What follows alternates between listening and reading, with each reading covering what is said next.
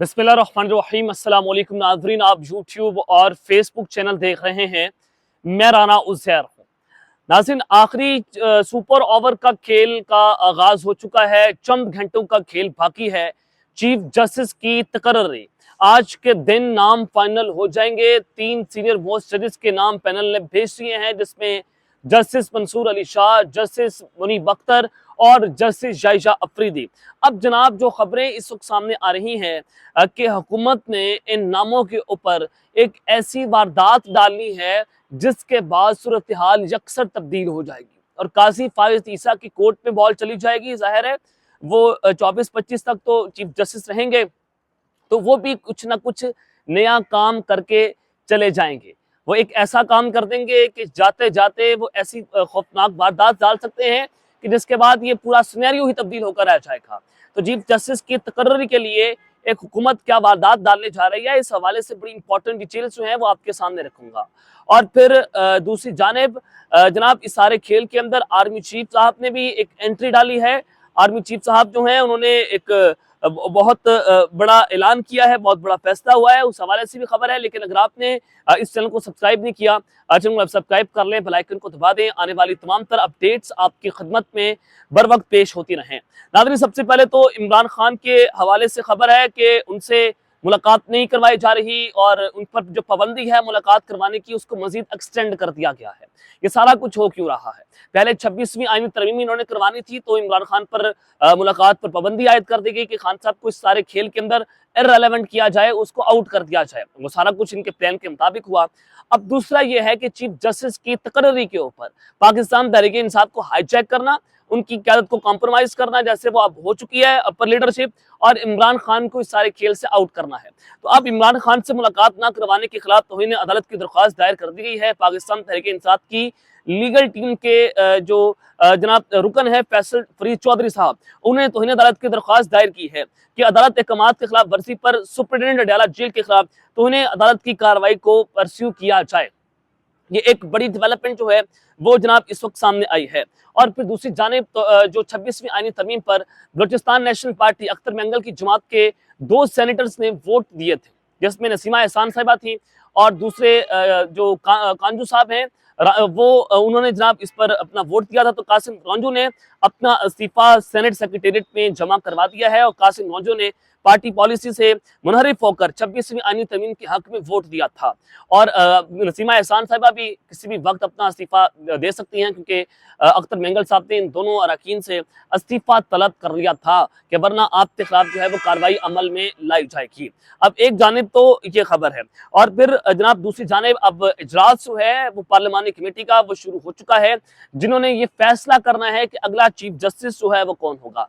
पाकिस्तान तहरीक इंसाफ ने बहुत अहमकाना फैसला किया। पाकिस्तान तहरीक इंसाफ जो है वो आज के इस इजलास में नहीं जा रही और हुकूमत अपनी 2/3 अक्सरियत के साथ, जो पार्लिमानी कमेटी में 8 रुकन हुकूमत के पूरे हैं, और वह अपनी मर्जी का चीफ जस्टिस जो है वो अब अपॉइंट करने जा रहे हैं। और रजिस्ट्रार ऑफिस ने चीफ जस्टिस की जानिब से दिए गए 3 नाम को कमेटी को भिजवाए हैं, जिसमें जस्टिस मंसूर अली शाह, जस्टिस मुनीब अख्तर और जस्टिस जायशा अफरीदी के नाम जो हैं वो शामिल हैं। और सेक्रेटेरिएट स्टाफ 26वीं आईनी तरमीम के गजट कॉपियां भी जनाब जो है वो आज के इजलास में पहुंचा दी गई हैं। और ये इजलास जो है कौमी असम्बली कमेटी सेक्रेटेरिएट का स्टाफ कमेटी रूम नंबर 5 में भी पहुंच चुका है। एजेंडे की कॉपियां भी मौजूद हैं और इसमें फैसला किया जाएगा कि अगला चीफ जस्टिस कौन होगा। ये एक मैं आपको जो है वो खबर देना चाह रहा था। लेकिन सबके अंदर हुकूमत बड़ी वारदात डालने की कोशिश कर रही है। हुकूमत चाह रही है कि जस्टिस मंसूर अली शाह का किसी न किसी तरीके से रास्ता रोका जाए। इसी वजह से 25 अक्टूबर से पहले पहले हुकूमत ने ये आईनी तरमीमी बिल जो है उसको मंजूर करवा लिया कि हम जस्टिस मंसूर का रास्ता रोक पालेंगे। और यूं ये 3 जजेस का पैनल आगे अब जा चुका है कि अब सीनियर मोस्ट जो है वो चीफ जस्टिस नहीं बन सकता। लेकिन इतला के मुताबिक हुकूमत इस वक्त परेशान भी है, खौफजदा भी है कि अगर वो जस्टिस मंसूर अली शाह जो है उनको चीफ जस्टिस अपॉइंट नहीं करते, फिर इनके लिए बहुत बड़ी परेशानी खड़ी हो जाएगी। वो मुक्तदरा के लिए भी परेशानी होगी, वो हुकूमत के लिए भी होगी और वो सुप्रीम कोर्ट ऑफ पाकिस्तान के लिए भी होगी। और ये बहुत बड़े तसादुम का अलर्ट है। तो एक नई जंग के अलार्म बजना शुरू हो गए हैं और ये जंग हुकूमत ने खुद शुरू की है। अब किस तरह से कि हुकूमत ने चीफ जस्टिस के नामों पर बड़ी वारदात जो है वो जनाब डाल दी है। फैसल सिद्दीकी साहब माहिर कानून है और सीनियर जो है वो लॉयर भी हैं। इन्होंने मतीउल्लाह जान के प्रोग्राम में बैठकर एक बड़ी अहम गुफ्तगू की। उन्होंने एक बड़ा अहम नुक्ता उठाया। उन्होंने कहा कि अगर जस्टिस जायशा अफरीदी चीफ जस्टिस बनने से इनकार कर देते हैं तो हुकूमत के माहिर कानून राणा सनाउल्लाह के मुताबिक फिर बाकी 2 जजेस ही रह जाएंगे और चौथे नंबर वाले जज जस्टिस अमीनुद्दीन को कमेटी में शामिल कर लिया जाएगा। अब क्लॉज के अंदर तो ये बात है, जो मसवदा तैयार हुआ, जो गजट सामने आया कि अगर जस्टिस आयशा अफरीदी वो इनकार करते हैं तो बाकी 2 जजेस में से उनके नामों पर गौर होगा। बिल्कुल दुरुस्त बात है, लेकिन राणा सनाउल्लाह अपनी जमात को ये ब्रीफ कर रहे हैं कि अगर हम जस्टिस अमीनुद्दीन को उस कमेटी में शामिल कर लेते हैं तो इसमें कोई हर्ज वाली बात नहीं है।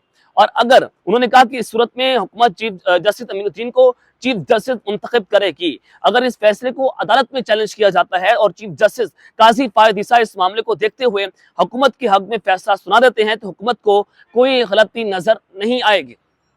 अब जाहिर है काजी साहब अभी तक तो बैठे हुए हैं, वो पिटीशन लगाए या ना लगाए उनकी मर्जी। अगर वो लगा भी लेते हैं, उनके पास ये मामला चला भी जाता है, तो काजी साहब किसके हक में फैसला देंगे? जाहिर है जस्टिस अमीनुद्दीन तो उनसे 2 हाथ आगे हैं, वो उनके गिरफ्त का हिस्सा हैं। तो अमीनुद्दीन और नईम अख्तर अफगान के 2 वाहिद जज हैं जिन्होंने मखसूस नशिस्तों के फैसले पर बाकी 8 जजेस को भी डिक्टेट करने की कोशिश की थी। धमकियां मेज लहजे में मखसूस नशिस्तों का इन्होंने फैसला लिखा था, इख्तिलाफी नोट लिखा था।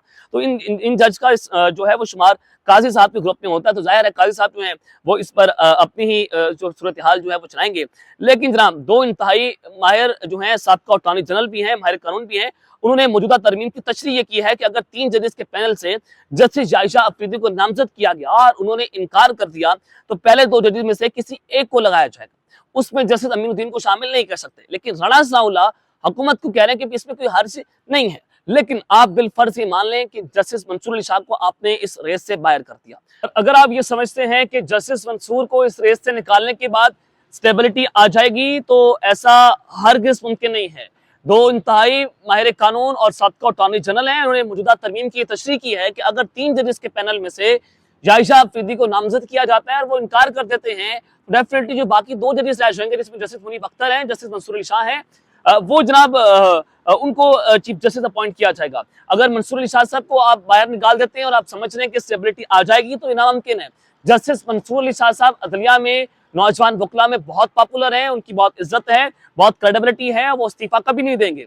जो इतलात इस वक्त सामने आ रही हैं, जो ऑन ग्राउंड सूरत हाल है, उससे ये पता चल रहा है कि जस्टिस मंसूर अली शाह जो हैं वो रंधा फेर के रख देंगे। वो इस्तीफा देकर, या जस्टिस मुनीब कोई भी जज जो है वो रंधा फेरेगा, वो इस्तीफा देकर ग्राउंड खाली नहीं छोड़ेगा, जो ज़राए इस वक्त हमें दावा कर रहे हैं।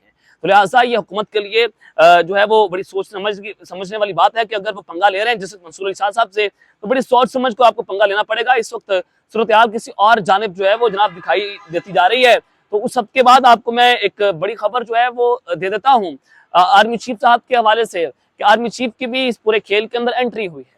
वज़ीर आज़म शहबाज शरीफ साहब ने फौज के इदारे को और आर्मी चीफ को बाकायदा तौर पर सियासत में धकेलने की मुकम्मल तौर पर कोशिश की है। जाहिर है फौज का प्रोफेशनल रोल होता है, पॉलिटिकल रोल नहीं होता, ये आप सब जानते हैं। आइन और कानून में ये बात वाज़ेह तौर पर दर्ज है। और अगर आप ये समझते हैं कि फौज को सियासत में धकेल रहेंगे और कोई सियासतदान ये सब कुछ करने की कोशिश करता है या फौजी आमिर ये सारा कुछ करने की कोशिश करता है, तो डेफिनेटली वो आइन को भी तोड़ रहा है और वो संगीन गद्दारी का मुर्तकिब ठहर रहा है। तो अब जनाब वज़ीर आज़म शहबाज शरीफ ने एक बहुत बड़ा वार कर दिया है। ये बड़ी उनकी पॉलिटिकल मूव है। वो ये कह रहे हैं कि जो सारा कुछ हो रहा है, चाहे वो 26वीं आईनी तरमीम हो या कुछ जो मुल्क में हो रहा है, इसमें मैं अकेला नहीं हूँ, इसमें मैं भी हूँ, इसमें जरदारी साहब भी हैं, इसमें army chief general Asim Munir साहब भी हैं। किस तरह से आज वज़ीर आज़म शहबाज शरीफ ये कह रहे हैं कि सदर आसिफ अली जरदारी, मैं यानी कि शहबाज शरीफ और army chief general Asim Munir मुल्क की सियासी और मुआशी इस्तेहकाम के मामलात पर एक पेज पर मौजूद हैं। अब आपने गौर ये करना है कि मुल्क की सियासी और मुल्क की मुआशी इस्तेहकाम के ऊपर अब सियासी तो निकाल दें और मुआशी अगर आप चलें ठीक है, मुल्क की खातिर अब मुआशी इस्तेहकाम के लिए एक पेज पर हैं, ये अच्छी बात है। लेकिन ये भी कोई जो है वो फौज का दायरा कार नहीं होता। अब जो है वो जबरदस्ती इसके ऊपर फौज को यहाँ पर धकेलने की कोशिश हो रही है, मुल्क के आर्मी चीफ को धकेलने की कोशिश हो रही है। तो यहाँ पर ISPR को अपना रद्देमल देना चाहिए, जहाँ पर ISPR को प्रेस कॉन्फ्रेंस या कोई प्रेस रिलीज देना चाहिए कि जो सारा कुछ हो रहा है, जो अपने गंदे कपड़े हमारे ऊपर झाड़ने की कोशिश हो रही है, फौज का इससे कोई ताल्लुक नहीं है, ना आर्मी चीफ का इससे कोई ताल्लुक है। लेकिन शहबाज शरीफ साहब ये ताल्लुक लिंक करने की कोशिश कर रहे हैं। अब देखते हैं मामला किस जानिब जाकर रुकता है। आज का दिन बहुत अहम है चीफ जस्टिस की तकर्री के हवाले से। तो अब तक के लिए इतना ही, अपना ख्याल रखिएगा और इस तरह का अपने लाजमी है रखना। अल्लाह ने के बाद पाकिस्तान जिंदाबाद।